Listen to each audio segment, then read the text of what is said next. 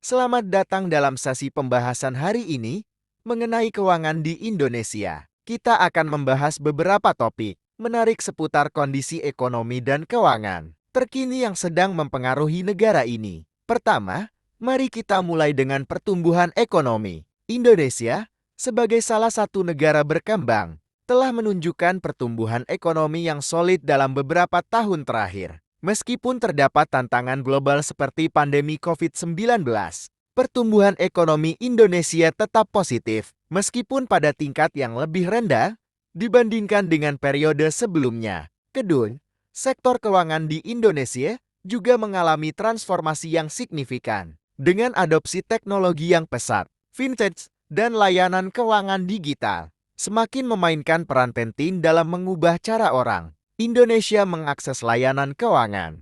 Ini tidak hanya meningkatkan inklusi keuangan di negara ini, tetapi juga menciptakan peluang baru untuk pertumbuhan ekonomi yang lebih inklusif. Ketiga, perlu diperhatikan tantangan yang dihadapi oleh sektor keuangan Indonesia. Salah satunya adalah masalah ketimpangan ekonomi antara daerah, perkotaan dan pedesaan, serta antara masyarakat berpenghasilan tinggi dan rendah. Upaya untuk mengatasi ketimpangan ini perlu terus ditingkatkan agar manfaat pertumbuhan ekonomi dapat dinikmati secara merata oleh seluruh lapisan masyarakat. Keempat, dari sudut pandang investasi, Indonesia menawarkan potensi yang besar. Dengan populasi yang besar dan pertumbuhan pasar yang stabil, banyak investor domestik maupun internasional tertarik untuk berinvestasi di sektor-sektor seperti infrastruktur, energi terbarukan, dan teknologi. Kelima, peran pemerintah sangat penting dalam mengatur